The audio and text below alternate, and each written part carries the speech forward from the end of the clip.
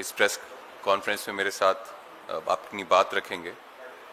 साथियों, कल नरेंद्र मोदी जी ने कुछ कहा था, जबकि सच्चाई ये है कि आज सरकार को या देश को जो पेपर लीक नक्सल है उसको पकड़ने की, उसको खत्म करने की जरूरत है। पर मोदी जी दिमागी नक्सल जैसी कोई चीज को जानते हैं या समझते हैं, उसके पीछे पड़े हैं। जबकि इससे उल्टा जो पेपर नक्सल है उसको खत्म करना चाहिए, अगर देश के बारे में मोदी जी कुछ समझते हैं, सोचते हैं। 2 महीनों बाद एनटीए को अपनी गलती का रियलाइज होता है कि उन्होंने गलती की और 3 पेपर्स में इतनी मिस्टेक थी कि वो पेपर फिर से करवाने पड़ेंगे, ये एनटीए ने बताया है। लेकिन ये गलती जानने के बाद, मानने के बाद बताने के लिए 2 महीने एनटीए को लग गए। तो क्या हम ऐसा नहीं सोचें कि हो सकता है ऐसी और भी गलतियां हो जो एनटीए ने की हो पेपर लीक के मसले में, या कुछ टेक्निकल मिस्टेक्स, या जिससे देश के युवाओं का, देश के छात्रों के भविष्य खतरे में जाएगा। ऐसी और भी गलतियां होंगी, लेकिन एनटीए, बीजेपी सरकार ये इंस्टॉलमेंट्स में हमारे सामने लाना चाहती है, ताकि जेनजी का गुस्सा जो है वो मोदी जी पर और ना आए, अमित शाह पे और ना आए। इससे बचने का ये प्रयास तो नहीं है। और जितनी ज्यादा मिस्टेक्स ये कर रहे हैं, उतना ज्यादा गुस्सा जो है जेनजी को आ रहा है। और जेनजी से गुस्से से बचने के लिए ये सारा खेल हो रहा है। बहुत कुछ हुआ, जंतर मंतर में प्रोटेस्ट हुए, पूरे देश में प्रोटेस्ट हुए, और धर्मेंद्र प्रधान का इस्तीफा हो गया। पर देश के नेता विपक्ष राहुल गांधी जी स्टार्टिंग से कह रहे थे कि धर्मेंद्र प्रधान पहला कदम है, आखिरी नहीं। एक धर्मेंद्र प्रधान गया, एक धर्मेंद्र प्रधान निपटा, दूसरा धर्मेंद्र प्रधान आ जाएगा, और वही हम देख रहे हैं। फिर से री एग्जाम हो रहे हैं। हमें चाहिए पूरे एजुकेशन सिस्टम में अकाउंटेबिलिटी। जब तक पूरा एजुकेशन सिस्टम अकाउंटेबल नहीं बनेगा, जब तक एजुकेशन रिफॉर्म्स नहीं होंगे, तब तक कोई भी पेपर लीक के खिलाफ आप लॉ ले आओ या कुछ भी कर लो, ऐसी चीजें होती रहेंगी। जो कल एनटीए ने भी बताया कि फिर से री एग्जाम हो रहे हैं और इतना कैजुअल बिहेवियर होता रहेगा। लेकिन अगर हम एजुकेशन सिस्टम की अकाउंटेबिलिटी मांग भी रहे हैं, साथियों से किनसे मांग रहे हैं? उनसे जो 20 दिन पार्लियामेंट में नहीं आए अपनी अकाउंटेबिलिटी से भागते हुए। जब पूरा देश का युवा, पूरा देश के नेता विपक्ष अमित शाह और नरेंद्र मोदी जी से अकाउंटेबिलिटी मांग रहे थे कि छात्रों के ऊपर अत्याचार, वायलेंस क्यों हुआ, सदन में आइए, पार्लियामेंट में आइए और ये बात रखिए। लेकिन चाहे नरेंद्र मोदी हो, चाहे अमित शाह हो, अपनी अकाउंटेबिलिटी से भागकर 1 मिनट के लिए भी उनकी हिम्मत नहीं हुई कि पार्लियामेंट में आए। तो वो लोग जो खुद अपने काम के लिए या अपने लिए अकाउंटेबल नहीं है, उनसे हम ये उपेक्षा कैसे करें कि देश के एजुकेशन सिस्टम को वो अकाउंटेबल बना देंगे? साथियों, ये इनके बस का नहीं है। और फिर से एग्जाम, चाहे पेपर लीक हो, चाहे इस तरह से अगर ये एग्जाम सेट करने में गलतियां करेंगे, उसके बाद जब री एग्जाम होगा तो हर एक स्टूडेंट को वही स्ट्रेस से गुजरना पड़ेगा जो पेपर लीक के बाद, फिर से एग्जाम के बाद स्ट्रेस होता है। तो ये जो अपराध है, ये पेपर लीक से कम अपराध नहीं है, क्योंकि पेपर लीक के बाद भी उस छात्र को, स्टूडेंट को फिर से एग्जाम देना पड़ता है। और अब ये जो इनकी गलतियां हैं, बीजेपी सरकार की, एनटीए की गलतियां, इनकी गलतियों के बाद भी छात्र को फिर से एग्जाम देना है, फिर से उसी स्ट्रेस से गुजरना है, जो एक बहुत बड़ा अपराध है, मैं मानता हूं। तो इतना ऐसी गलतियां बार बार क्यों हो रही हैं? ध्यान कहां है मोदी जी का?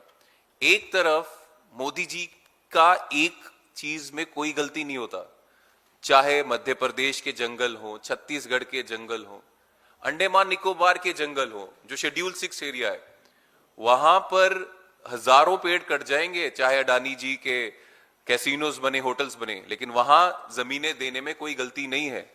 भागलपुर में, जो मैंने पहले भी कहा था, भागलपुर में हजारों एकड़ जमीन 1 रुपया पर एकड़ से मोदी जी अडानी को दे रहे हैं। यहां पे कोई गलती नहीं हो रही।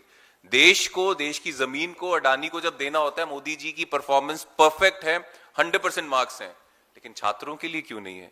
तो मैं फिर से वो डिमांड रिपीट कर रहा हूं, जिस तरह से अडानी को 1 रुपये प्रति एकड़ जमीनें दी जा रही हैं, उसी तरह छात्रों को भी 1 रुपये में सारे एग्जाम्स देने चाहिए।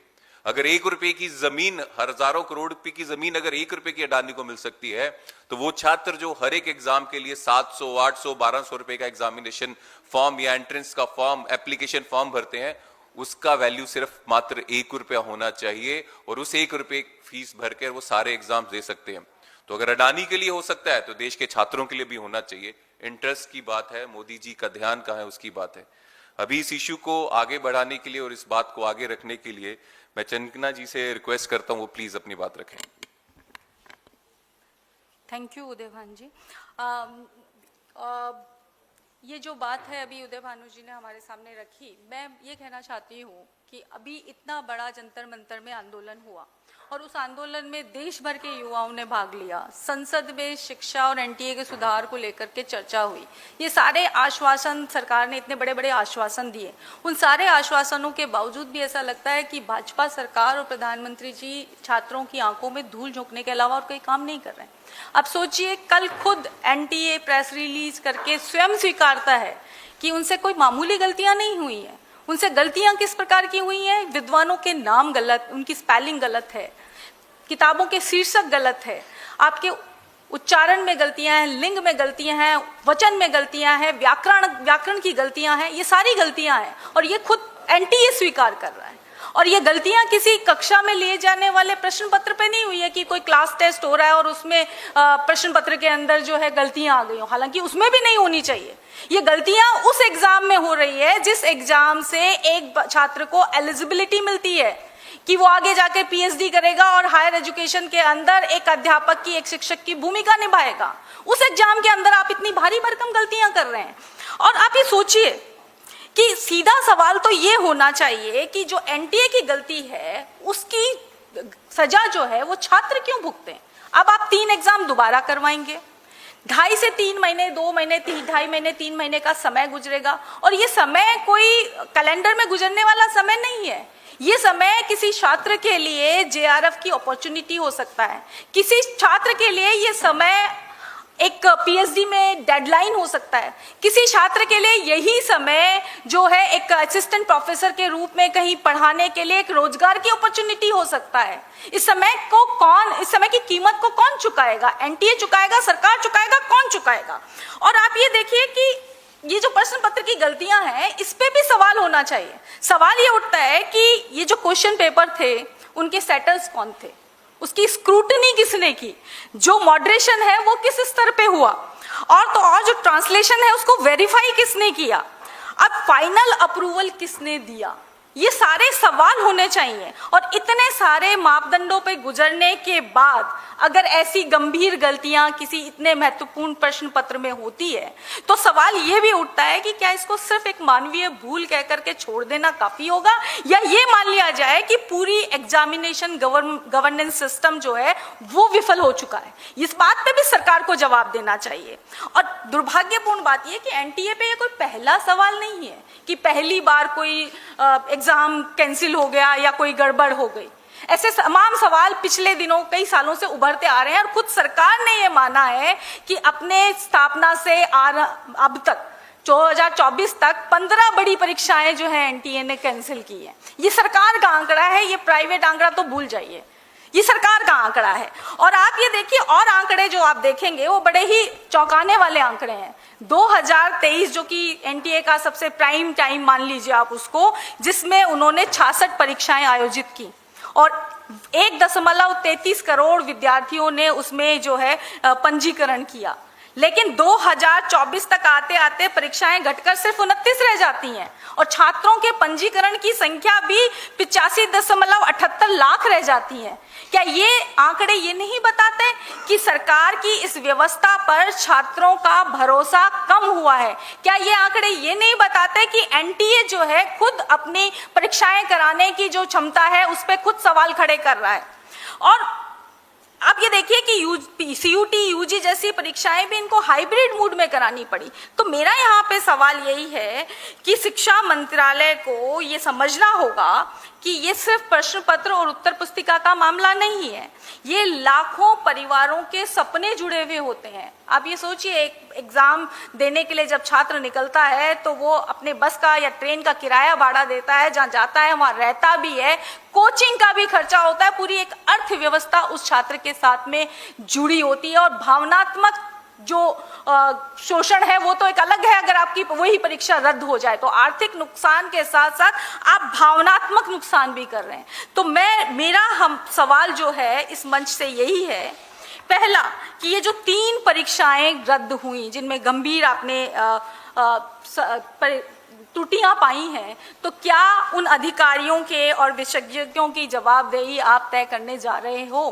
क्या आप उन लोगों का नाम सार्वजनिक करने जा रहे हो जिन्होंने इतने जो है बढ़िया क्वेश्चन पेपर, कहूंगी मैं, इतने अच्छे क्वेश्चन पेपर की जिनको आपको रद्द करना पड़ रहा है, वो बनाए? क्या उनके नाम आप सार्वजनिक करेंगे? उन पे होने वाली कार्यवाही को सार्वजनिक करेंगे? और सबसे बड़ी चीज, जो बच्चे दोबारा परीक्षा देने जाएंगे, आपने ये तो कह दिया कि हम परीक्षा शुल्क नहीं लेंगे, लेकिन परीक्षा देने जाने के लिए भी खर्चा लगता है। हर बच्चा शहर में नहीं रह रहा होता जहाँ पे सेंटर होता है, गांव देहात से भी सेंटर पे जाके एग्जाम देते हैं बच्चे, तो उनका जो आने जाने का खर्चा है उसका कोई हर्जाना सरकार इनको देने वाली है? ये भी सरकार को बताना चाहिए। और चौथा, जिन बच्चों का इस देरी की वजह से पीएचडी एडमिशन या जेआरएफ वगैरह में डेडलाइन गुजरी है, तो उनको क्या कंपनसेशन देगी सरकार? और सबसे बड़ी चीज जो कि सबसे महत्वपूर्ण बात है कि एनटीए द्वारा जितनी भी पिछले सालों में उसके स्थापना से लेके अब तक जितनी भी परीक्षाएं रद्द हुई हैं या स्थगित हुई हैं या दोबारा आयोजित हुई हैं, क्या इन सब पर एक व्हाइट पेपर देने का क्या कहते हैं काम सरकार करेगी? ये अपने आप में एक सवाल हमारे सरकार से रहेंगे। और सबसे बड़ी चीज कि इस पूरी एनटीए पे कोई भी ऑडिट नहीं होती है।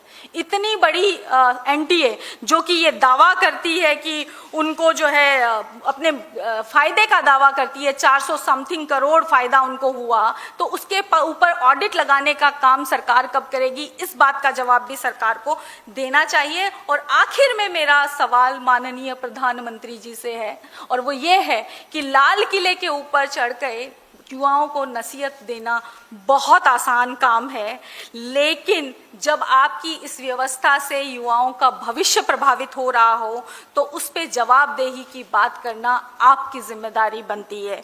युवा जो हैं किसी प्रयोगशाला के चूहे नहीं हैं कि आप हर बार एक नई व्यवस्था ला करके उन पे प्रयोग करना शुरू कर दें। आपको उनके सवालों का जवाब देना होगा, क्योंकि हर लोकतांत्रिक सरकार का ये दायित्व बनता है कि वो अपने नागरिकों द्वारा उठे हुए सवालों का जवाब दे। धन्यवाद। Thank you. कोई सवाल तो नहीं? Thank you so much.